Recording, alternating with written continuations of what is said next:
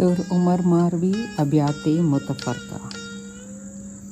जैसे लोड़ाऊ थिया जिनी भर रहन मारू मंज थरन रही रहंदा केतरो। जैसे लोड़ाऊ थिया जिनी संधिय धीर मारवाड़ा फ़कीर कंहिं दर ॾींदा दाहड़ी। वतन मुंहुं मलीर कज़ा आंदियस कोट में चांक पीअंदियस पिरियसी पाउर जो पनीर।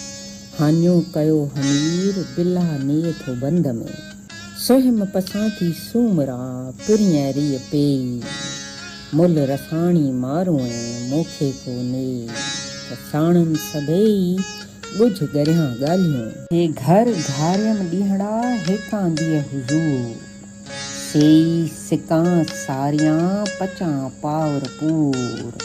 हमीराणा हथड़ा की न मञंदियस मूर संझे सत गुज़ारियां अची शाल असूर। दरां थियां मदूर मारूअ ॼाम मलीर जे उत उकंडी आहियां उमर आऊं अकाज सूमरा सकाज झलम बंद झिझंदियूं। अॼु अढंगा वेण मूंखे मुका जेॾियूं हारी हमीरनि जा जेकस खाधई खेण।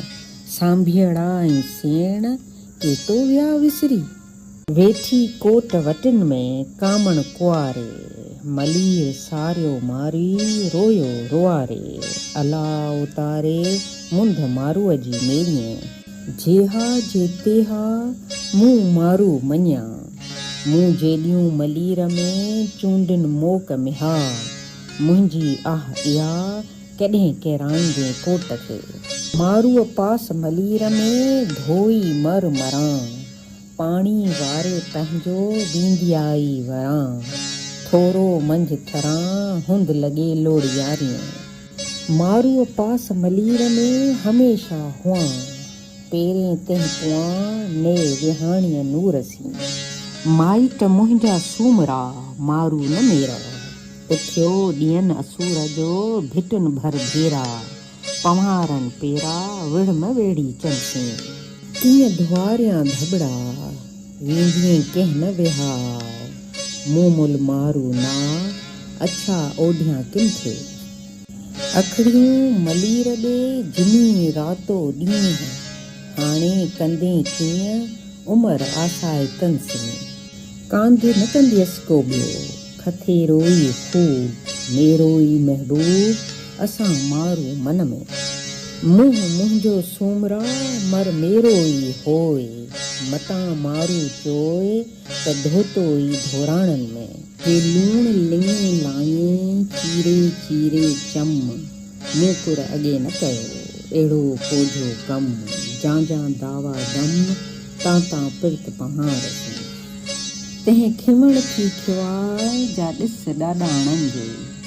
सारियो सांभियड़नि खे रोयो राति विहार सूटा कीम सहाय उमर बंदियाणियुनि खे। जित भूंगा भिटूं भेणियूं तंहिं खिमण थिवनि पाउर सभु पुसायो वसे विजड़ियनि। मारूअ रे ममरनि अलाही आसाइतियूं।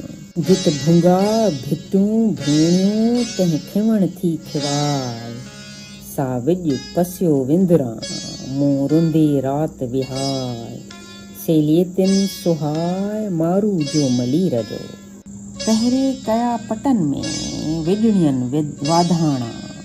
सूर उनी जा सूमरा मूंखे अंदर उधाणा। उठी वियड़ा उकरी उमर अबाणा बकर बाबाणा पसां शाल पर कहीं। विजड़ियनि वेस कया मोटी आई मुंद अखियूं अबाणनि ॾे बस न करनि बुंद। हीअं न थियसि हुंद जे कर लधाऊं कॾहिं। जित खरड़ खथाई खायूं पाल पकाई पक सरहियूं से सरतियूं हाज़ुर पासे हक। मारूअनि सी माणिया शाल मुदाइती मक खंकारियां ख़ल्क जा थर ॼाई में थूहरे। पका पम्हारनि ॾे मेवा मञर मक उमर उतु कंडियो हाल हमारे हक।